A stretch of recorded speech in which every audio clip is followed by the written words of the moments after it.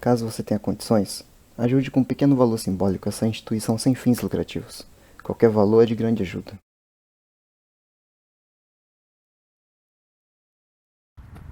That's it.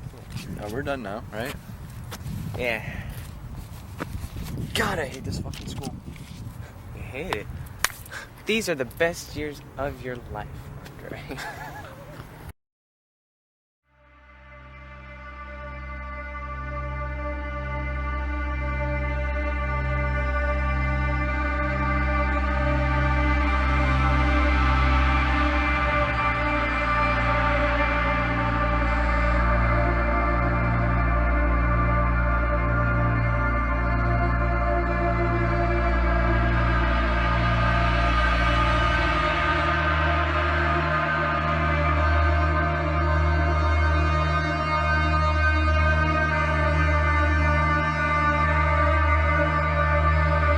Em 2003, o filme Zero Day apresentou ao mundo uma abordagem chocante e perturbadora dos massacres escolares, ao se concentrar em dois adolescentes que, em busca de vingança, orquestraram um ataque brutal à sua escola. Mas o que esse filme revela sobre como a sociedade lida com essas tragédias? E o mais importante, até que ponto há uma romantização por trás dessa narrativa? Ou será que nós criamos a romantização e deturpamos a leitura da obra?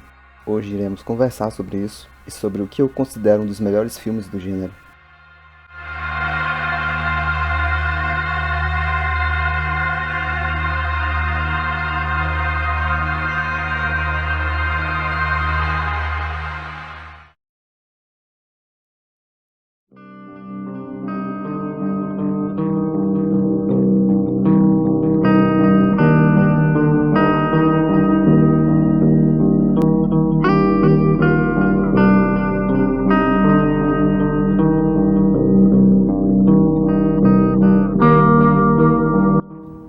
My name is Andre Kriegman. And I am Cal Gabriel. And we are the Army of Two. Zero Day não é um filme tradicional. Ao invés de focar na tragédia em si, ele explora a mente dos assassinos. Dois adolescentes de uma escola americana que documentam seus planos para um massacre em um formato de found footage. Uma técnica que coloca o espectador diretamente no ponto de vista dos protagonistas. O que poderia ser uma simples história de vingança escolar, rapidamente se torna um estudo psicológico de personagens. E você deve ter se perguntado, o que esse filme tem de melhor do que os outros da mesma temática? Vamos falar sobre isso.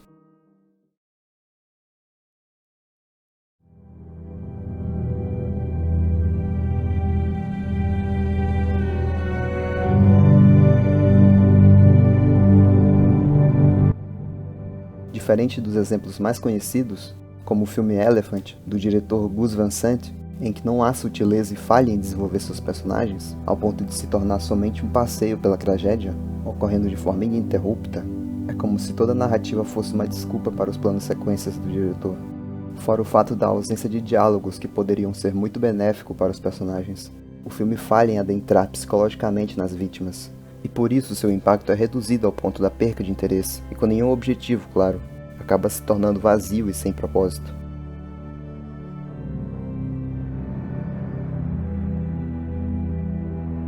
Já o filme Uma Vida com Propósito, de 2016, dá foco a uma das vítimas da tragédia mais conhecida sobre, a Rachel Joy Scott, uma ideia e conceitos interessantes e que foram mal explorados. O filme falha em realmente adentrar no psicológico da sua própria protagonista, e muitas das vezes até santifica ela, talvez pela temática abordar a fé cristã com muita força, mas isso acaba por reduzir sua complexidade humana, sem dilemas morais ou contradições reais. O filme mostra momentos de tristeza e dúvida espiritual, mas Rachel raramente erra de forma significativa. Não há atitudes que possam ser vistas como falhas de caráter genuínas, ou impulsividades, julgamentos, egoísmo, tudo é resolvido com rapidez e minimizado, o que torna inverossímil. Se torna um modelo de perfeição inalcançável. A protagonista é claramente posicionada como um mártir da fé cristã. E embora não haja registros oficiais sobre as últimas palavras dela no tiroteio, ao contrário do que o filme sugere, o filme propõe fortemente que ela morreu por professar sua fé, o que reforçaria sua imagem como santa. Uma obra com o objetivo claro de transformar a vítima em um símbolo, porém apaga nuances humanas, e isso leva a um filme com um bom potencial que foi mal executado.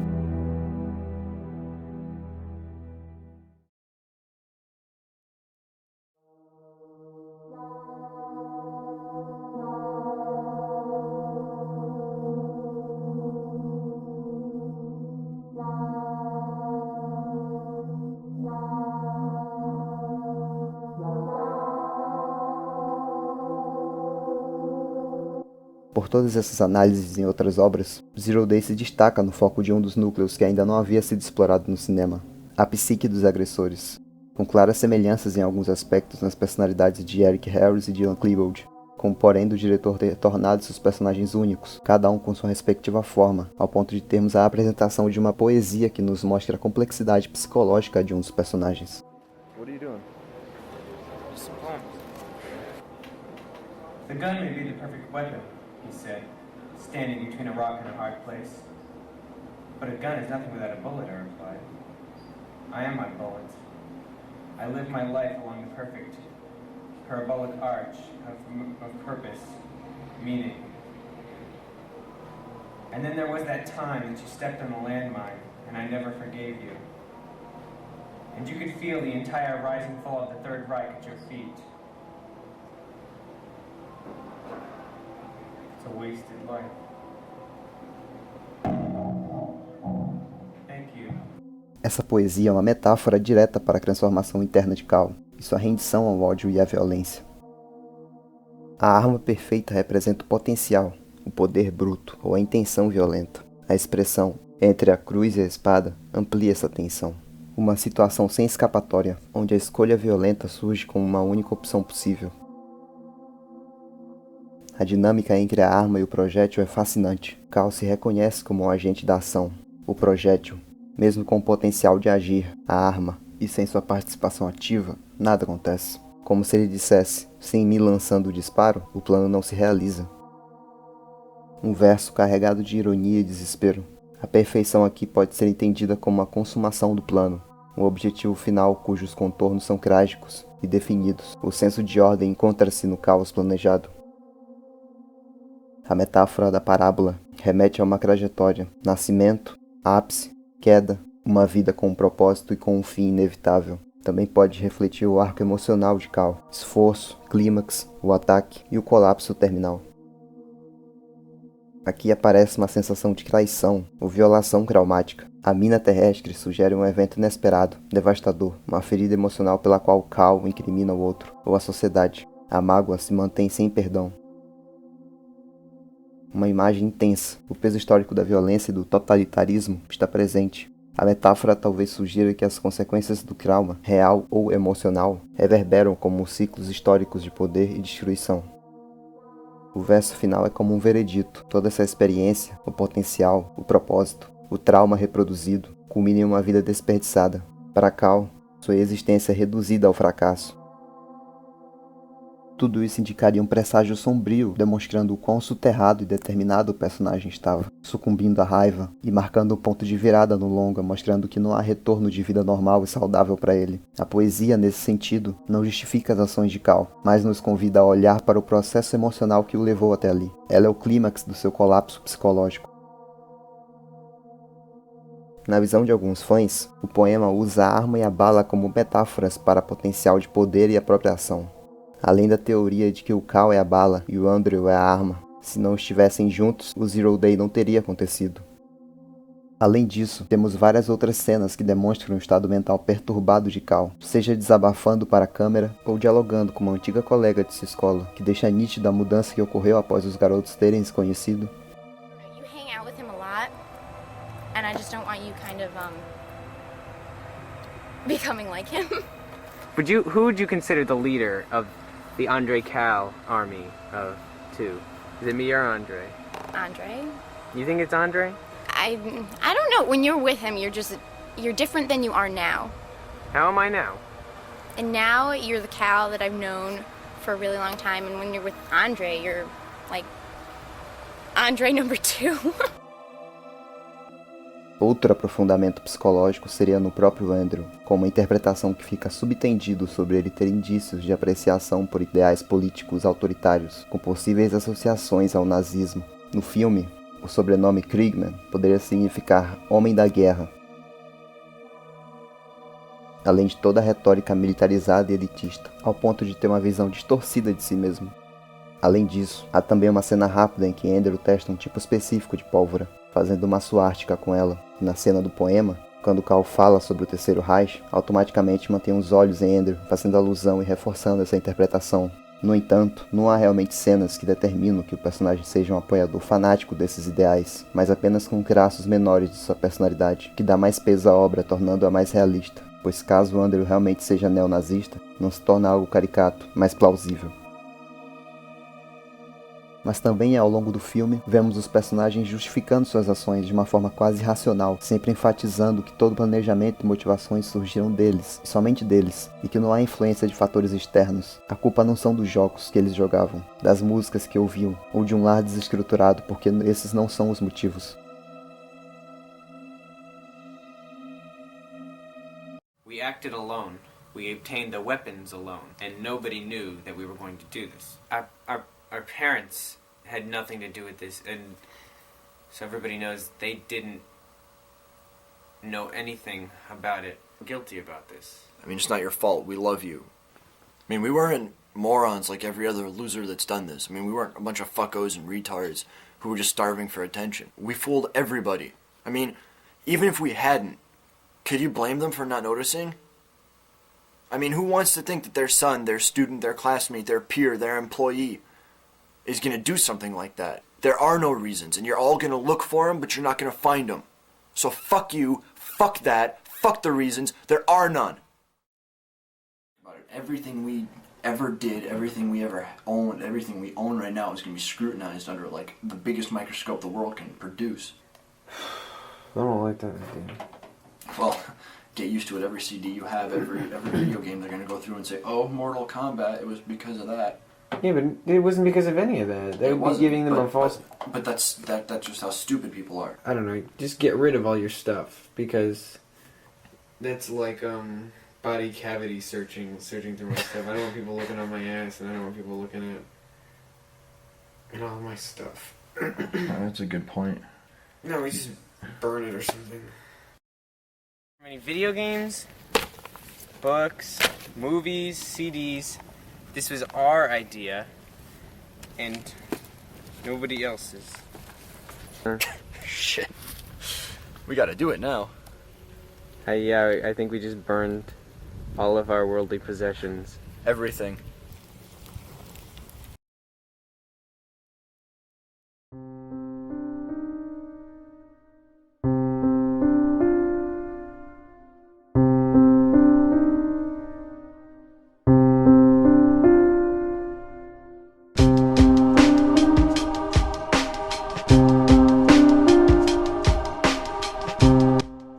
Então por que Zero Day está se tornando mais popular 20 anos depois?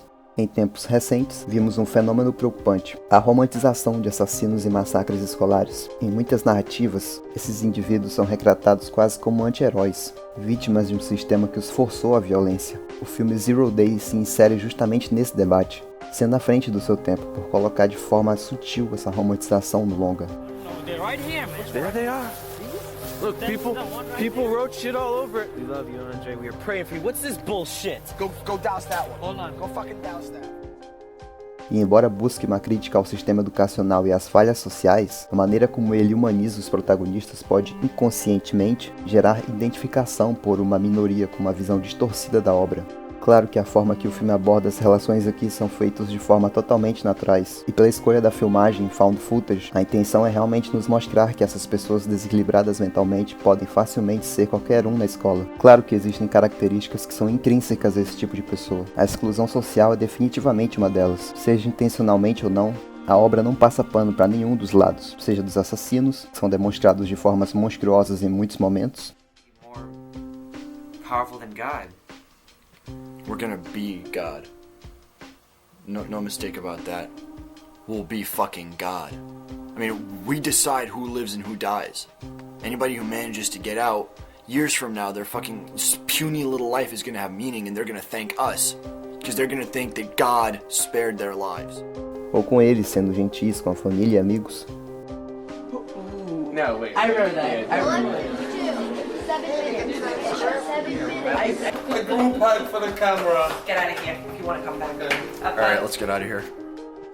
Mas também de outros alunos, que demonstram seu mau caratismo quando longe dos personagens, mesmo sendo um traço quase inerente a adolescentes. Bye, Cal. See you later, Rev. Bye. Nice meeting you. Bye. Totally. Okay, I don't like him. A forma como a própria mídia e a cultura pop tratam esses eventos também desempenha um papel importante na romantização. Muitos filmes e séries, ao tentarem entender as razões dos agressores, acabam distorcendo a narrativa para criar um enredo mais emocionalmente atraente. Há uma tendência em enxergar os massacres escolares não como resultados de uma falha sistêmica complexa, mas como um produto de personagens solitários e incompreendidos, quase como um evento. E por mais que essas obras busquem oferecer uma visão mais profunda dos fatores que podem levar à violência, muitas das vezes acabam normalizando o ato, promovendo um tipo de empatia pela dor dos agressores, em vez de focar no equilíbrio do sofrimento das vítimas e das famílias dos assassinos. It's almost a 1 in a million chance that two kids like me and Andre are, come together. But, that's just this town's misfortune, I guess.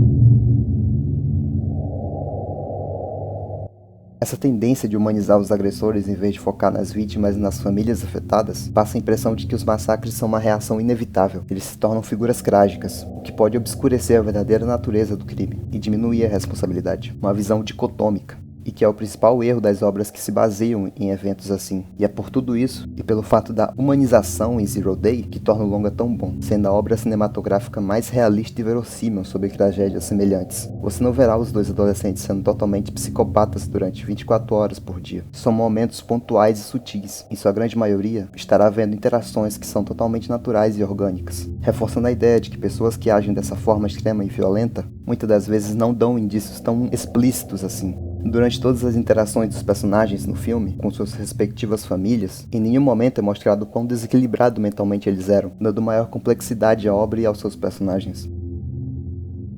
Eu particularmente não penso que existe uma solução permanente para esse tipo de situação. Tratamentos psicológicos em escolas são o máximo que podemos ter no sentido de saúde mental, além de uma segurança maior e menos negligência da instituição com seus alunos. Esse tipo de filme deveria ser visto em sala de aula e debatido sobre, dando a visão tanto para quem pratica bullying de que está passando dos limites, tanto para quem tem esse tipo de pensamentos violentos, mostrando-os que não são os únicos e nem os últimos, e que uma medida tão extrema não resolverá seus conflitos internos. Esse assunto é muito complexo e deve ser debatido com mais tempo e prioridade sobre, e não me sinto apto para isso. Mas enfim, senti que deveria trazer um vídeo sobre esse filme. Particularmente gosto muito dessa obra como estudo de personagens e pela sua estética dos anos 2000. É um filme atual e que deve ser falado sobre. E claro, sem romantizações.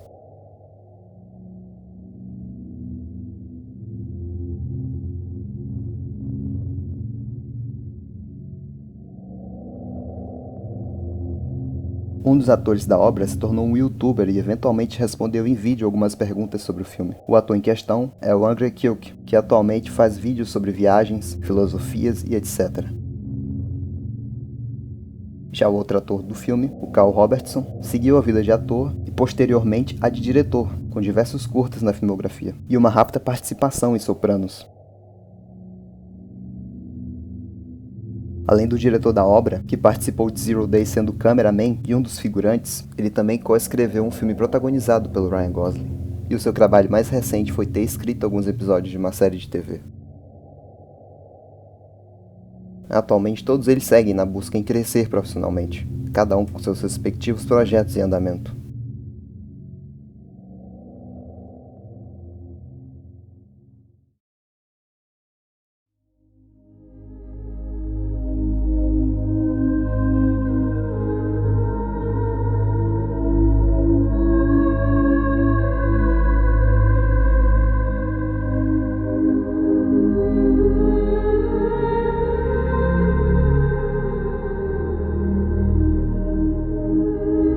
E por hoje foi isso.